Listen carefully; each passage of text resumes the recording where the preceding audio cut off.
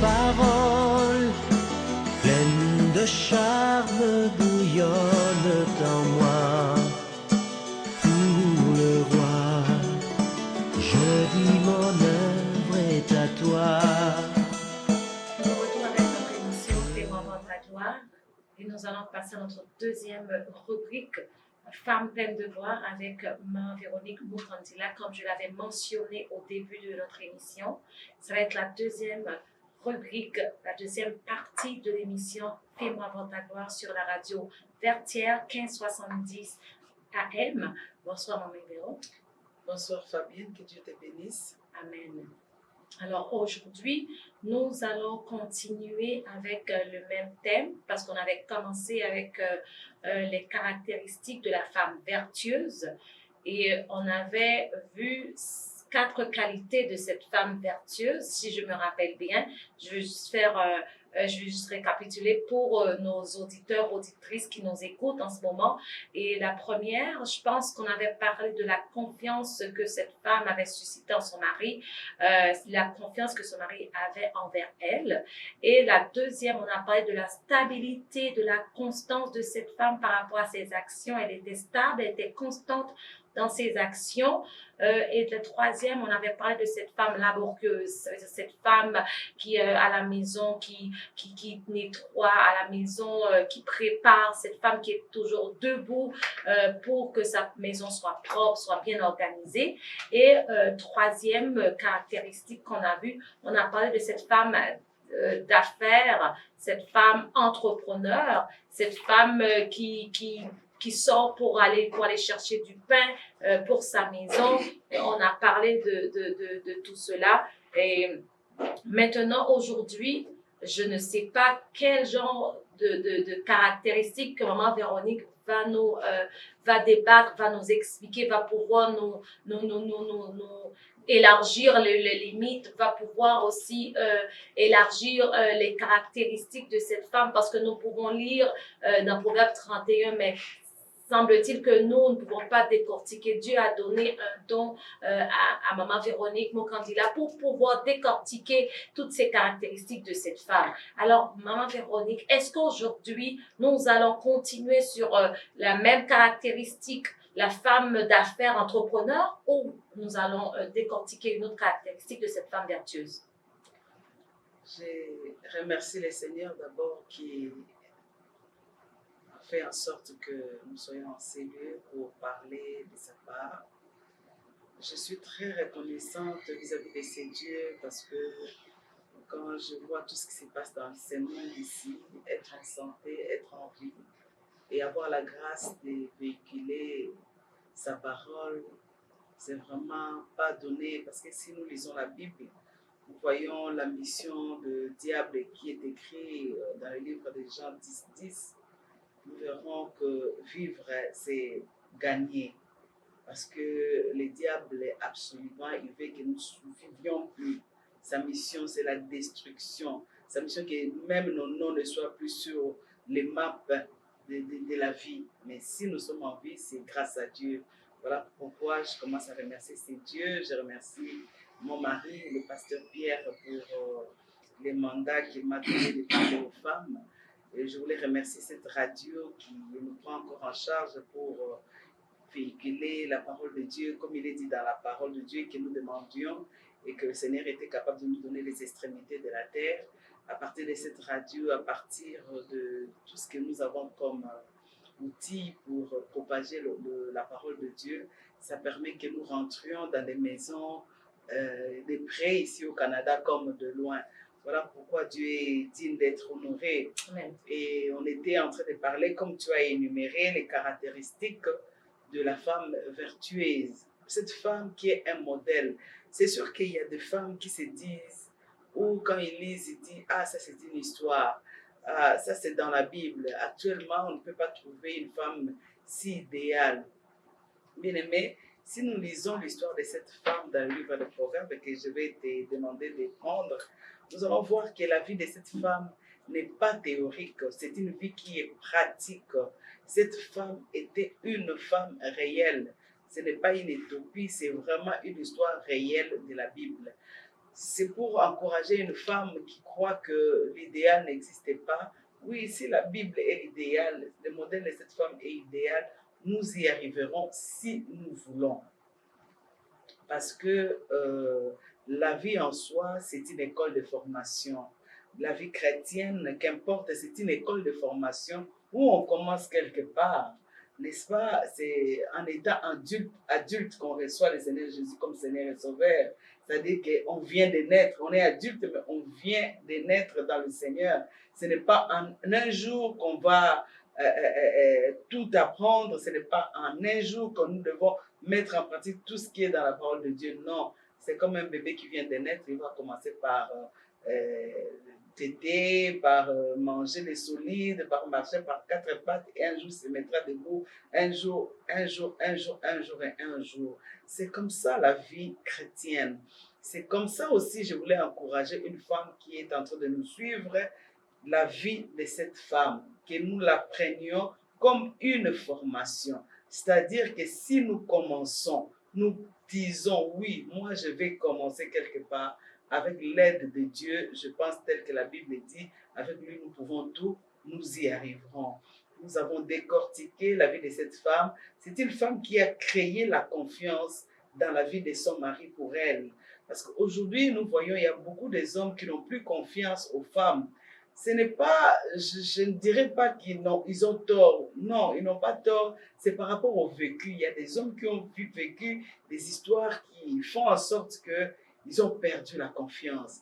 Est-ce que ces hommes-là, est-ce qu'il n'y a pas de femmes qui peuvent faire renaître la confiance? Oui, cette femme nous prouve la façon dont elle faisait des choses, la façon dont elle avait intérêt dans la vie de son mari, la façon dont elle était préoccupée pour la réussite de son mari, la façon dont elle était disciplinée pour les choses de sa maison, faisait en sorte que son mari pouvait être en repos, son mari pouvait être tranquille et ça créait une certaine confiance dans le cœur de son mari. Nous pouvons travailler sur la confiance. Quand tu peux trouver un homme qui a été déçu dans une relation, même pendant la jeunesse, mais il faut renaître ces sentiments dans cet homme-là. Tu peux l'épouser avec ces sentiments de manque de confiance de femme, comme il doit se marier, il t'épouse.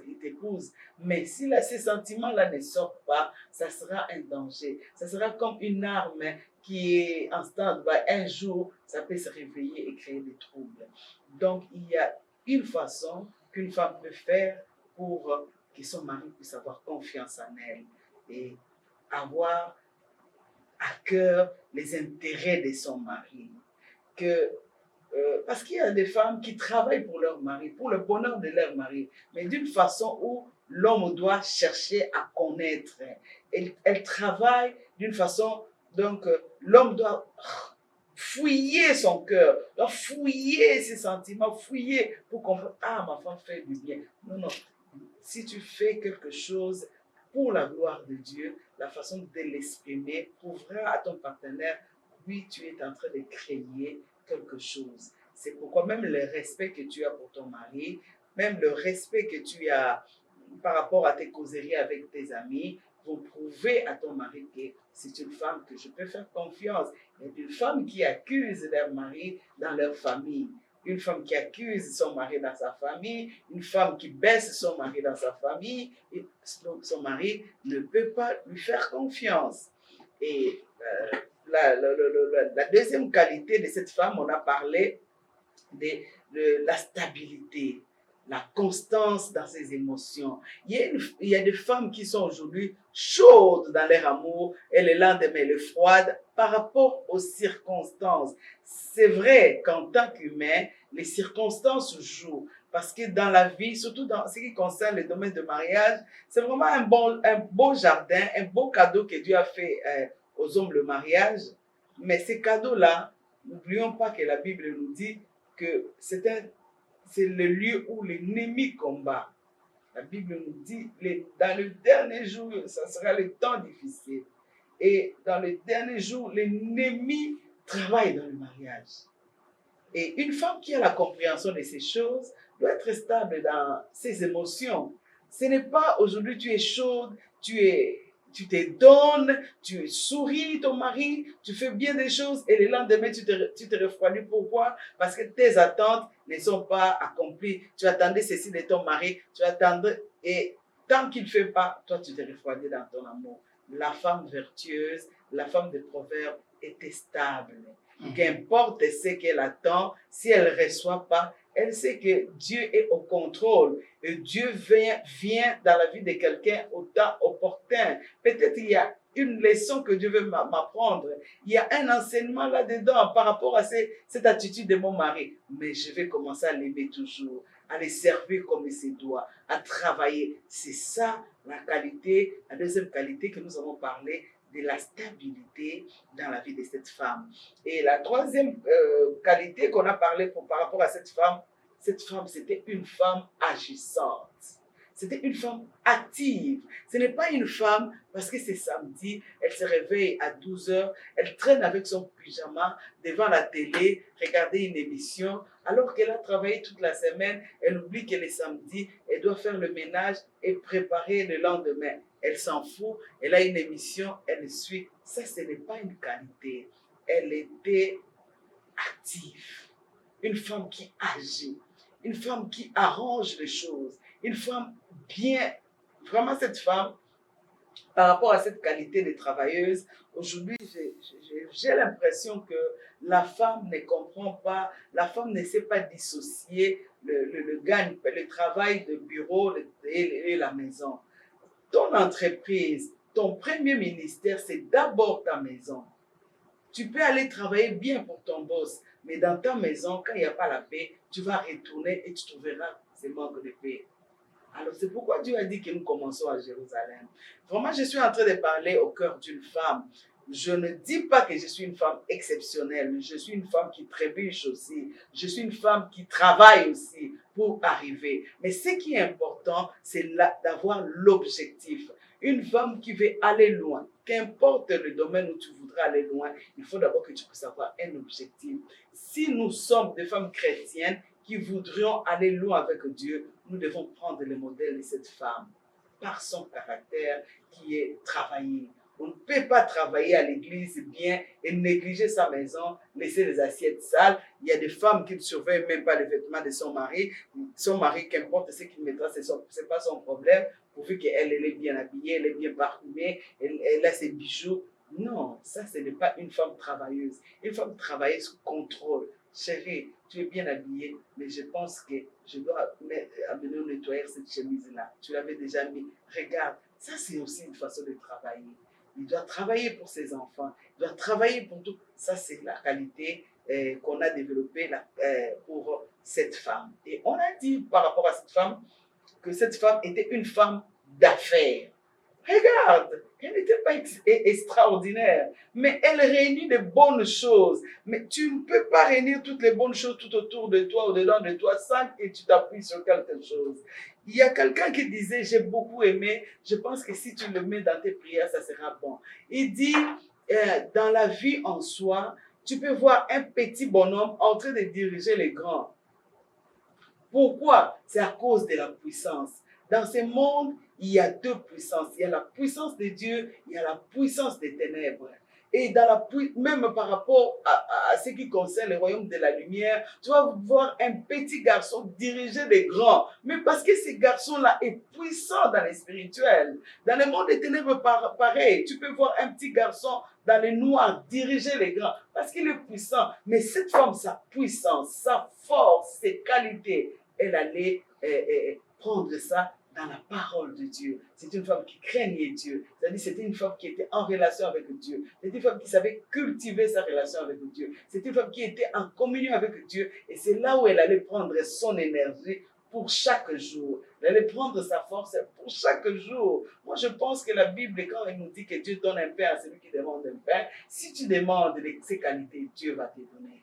Voilà, cette femme, elle était encore une femme d'affaires.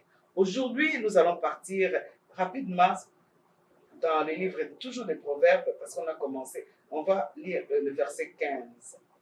Proverbe 31, verset 15. Elle se lève lorsqu'il est encore nuit. Elle donne la nourriture à sa maison et la tâche à ses servantes. Amen.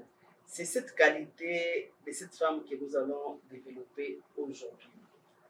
Une femme prévisible, je m'excuse, prévisible, qui prévoit le lendemain.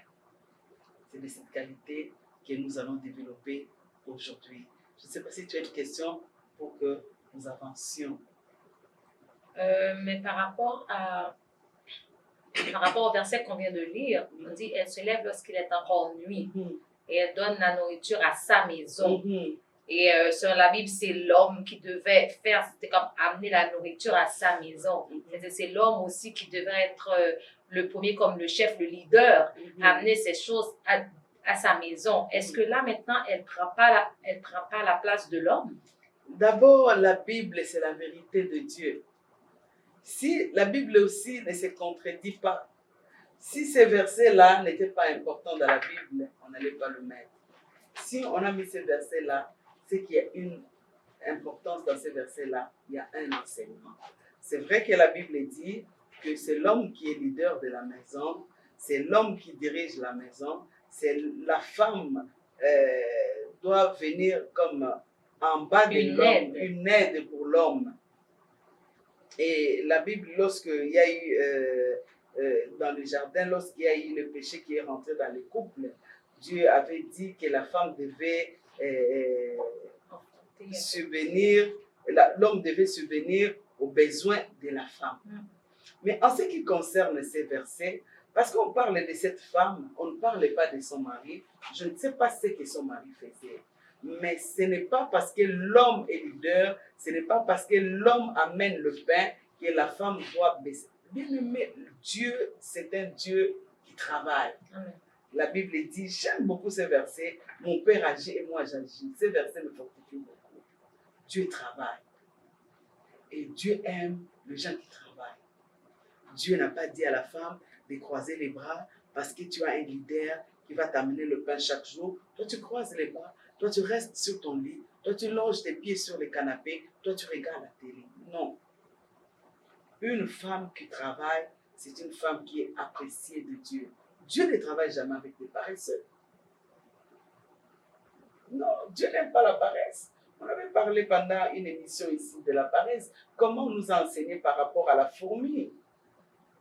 Dieu n'aime pas la paresse. Dit, là où il y a la paresse, il y a le sommeil. Là où il y a le sommeil, il y a la négligence. Et là où c'est là où la pauvreté s'assoit. Pour cette femme, elle est prévisible. Elle couche. Elle se lève pendant qu'il fait encore nuit. C'est-à-dire, elle s'est levée de bonne heure. Le fait de se lever de bonne heure, même pour la prière, ça montre que tu es une femme active. Ça montre que tu es une femme... Parce qu'aujourd'hui, même pour la prière, quelqu'un entend qu'elle soit malade, une femme attend qu'elle soit malade, que son mari soit en difficulté, que ses enfants aient des problèmes pour qu'elle va dans la prière, pour qu'elle cherche Dieu. Ce n'est pas mauvais, parce que nous avons des exemples bibliques aussi, là où les femmes avaient des problèmes avec les enfants qui sont venus voir Jésus. C'est bien de le faire. Mais une femme qui est prévisible va chercher Dieu avant que le diable attaque. Ça, c'est quelque chose. Tu te réveilles le matin, tu es en bonne santé, santé financière, santé physique. Ton mari et toi, il y a une bonne relation. Tes enfants sont bien, il y a évolution. Mais toi, tu vas combattre l'ennemi qui voudra détruire ce que Dieu a déjà donné. Et tu vas demander à Dieu le lendemain que ça soit assuré par lui. Ça, c'est une femme qui prévient l'avenir. Même dans la vie à ce jour, elle sortait. Quand elle sortait, elle se lève pendant qu'il fait encore nuit pour prévoir dans la prière, pour prévoir le pain.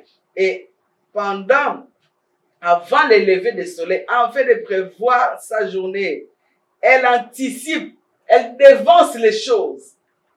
Elle devance les choses afin de bien gérer sa maison, afin de bien gérer ses affaires. Elle ne se lève pas à 11 heures pour rester avec le pyjama jusqu'à 15 heures. Elle se lève tôt. Elle arrange, elle cherche, elle met tout en place. Après, elle va à l'église. Moi, la première leçon qu'on m'avait prêchée quand j'étais jeune, à l'église, on me disait, tu ne peux pas laisser les assiettes sales. Ta maman à la maison boude. Mais toi, tu pars où? Ah, je suis en retard, je vais à la prière. Tu ne seras pas béni à la prière parce que tu n'as pas arrangé ta maison. Mais cette femme arrangeait et sortait arrangée. Tout ce qu'elle faisait, c'était pour son premier ministère. C'était pour sa maison. Son souci, c'était que les liens de famille soient solides dans son foyer. Son souci était de cultiver les liens de l'amour dans son foyer. Son souci était d'abord sa maison. Bien-aimé, je voulais dire à une femme, si ta maison est bien, je pense que tu sors, tu vas à l'église, même une seule parole va arranger tout, même ce que toi tu ne sais pas. Pourquoi? Parce que tu as laissé la paix dans ta maison. Aujourd'hui, nous voyons, il y a beaucoup des hommes, il y a beaucoup de femmes dans les églises, moins des hommes. Il y a plus de femmes. Des fois, je me demande, Seigneur, je me demandais beaucoup, mais Seigneur, est-ce que c'est seulement des femmes qui ont des problèmes? Est-ce que c'est seulement les femmes qui ont le cœur à aimer le Seigneur? Qu'est-ce qui se passe? Il y a beaucoup de femmes à l'église et il y a moins des hommes. Il y a des hommes qui viennent des fois juste pour accompagner leurs femmes. Mais le Seigneur m'a fait comprendre quelque chose. Bien aimé, une femme qui a ces qualités ici dont nous venons d'énumérer, de la femme vertueuse, peut influencer son mari dans le positif. Des femmes sont des freins, des blocages pour que leur mari vienne à l'église. Les femmes sont des pierres qui empêchent que le cœur de leur mari s'ouvre au Seigneur.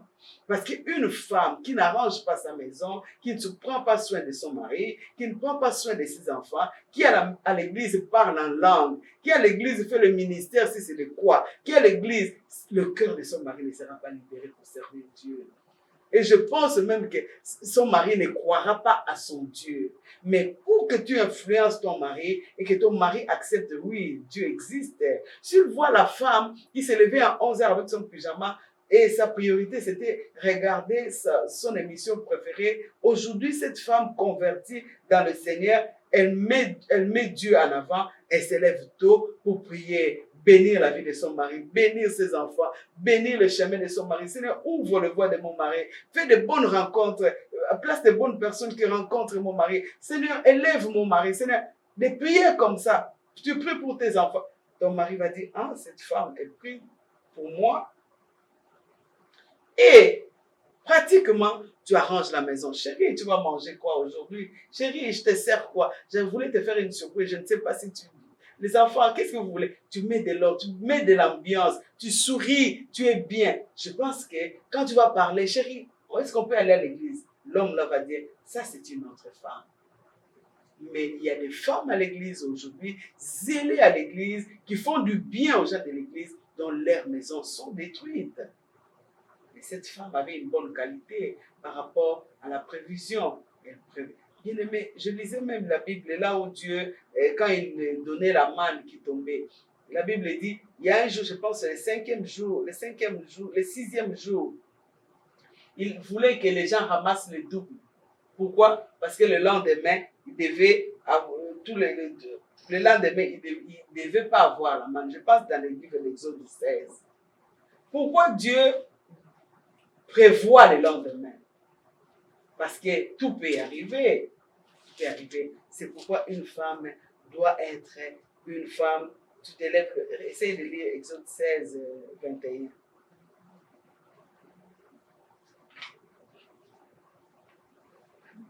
Tous les matins, chacun ramassait ce qu'il fallait pour sa nourriture. Mais je demande pourquoi le matin, il fallait que toi tu restes avec ton pyjama dormir, parce que tous les jours tu t'es levé. Mais le Seigneur appelle le matin, fait un appel au matin. Et quand venait la chaleur du soleil, cela fondait.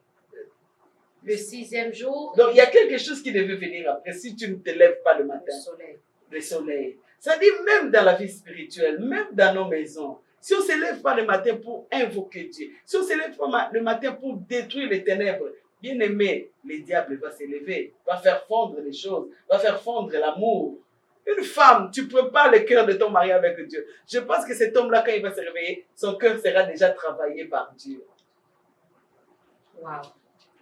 Et il dit que le 6e jour, ils ramassèrent une quantité double de nourriture. Dieu prévoit. 2 homères pour chacun.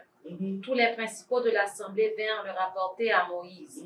Et Moïse leur dit, c'est ce que l'Éternel a ordonné. Ordre. Demain est le jour du repos. C'est ça. Donc Dieu savait que si on ne se levait pas le matin, quelque temps après, ça allait fondre. Il y aura le soleil. Il y aura une catastrophe. Donc Dieu ordonne même. Donc avec Dieu, on lit la Bible, mais on doit comprendre les désirs de Dieu pour nous femmes. C'est principe. C'est principe. On doit comprendre ces principes. Dieu est un Dieu de principes. On doit comprendre ces principes. Donc, lever tôt, c'est le principe de Dieu. Amen. Et mettre de l'ordre dans la maison, c'est le principe de Dieu. Amen. Donc, nous allons conclure l'émission avec Maman Véronique. Mamie, si vous avez un dernier mot pour les auditrices, les auditeurs qui nous écoutent sur la radio Vertière, qui est 70 AM. Que Dieu bénisse d'abord la femme qui est en train de me suivre et qui était abattue par rapport à ce qu'elle a vécu dans son mariage. Je voulais fortifier cette femme, dire que les relèvements existent.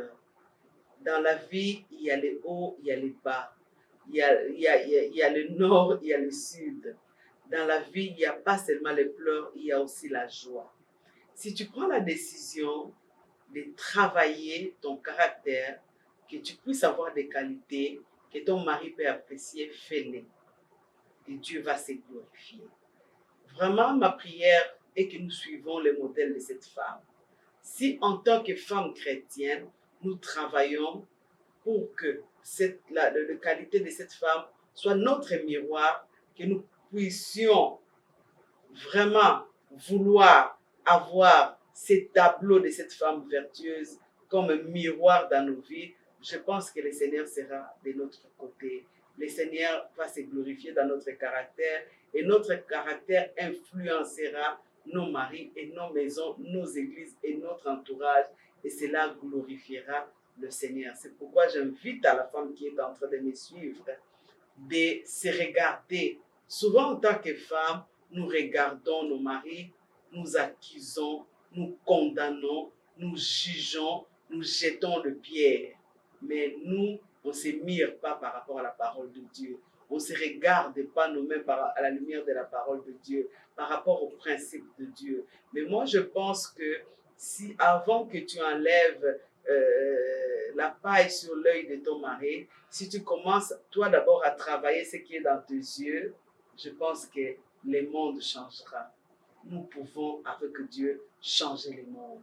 Nous pouvons changer nos mariages, nous pouvons changer notre entourage et que Dieu se glorifie dans tout ce que nous faisons avec Dieu. Nous pouvons tout. Amen. Sur ce, nous allons mettre fin à notre émission Fais-moi voir ta gloire. J'aimerais vous dire que cette émission est diffusée tous les dimanches de 13h à 14h. Et pour nos lèvres tôt, comme c'est un principe de Dieu, c'est un des principes de Dieu, pour nos lèvres tôt, c'est rediffusé le dimanche matin de 4 à 5 et le lundi matin de 4 à 5 heures du matin. C'est-à-dire, ça c'est pour nos lèvres tôt. Vous pouvez suivre la rediffusion de cette émission. J'aimerais dire aussi à ceux qui sont intéressés pour la prière, nous sommes situés au 24 rue des Carrières, nous avons prière les lundis. Lundi de triomphe, mercredi culte d'adoration et de louange, les vendredis nous avons l'étude biblique et le dimanche nous avons notre journée d'adoration et de louange à l'Éternel qui commence à partir de 10h. Venez adorer le Seigneur avec nous au 24 rue des Carrières. Si vous avez des questions, vous pouvez rejoindre Maman Véronique au 514-653-6297, 514-653-6297 et le pasteur au 514-677-2893. J'aimerais remercier tous ceux qui nous ont suivis, tous ceux qui ont suivi cette émission. Nous vous remercions infiniment et je vous dis à très bientôt pour une autre émission Fais-moi avant ta gloire sur la radio Vertière 1570 AM. Je vous dis bonsoir.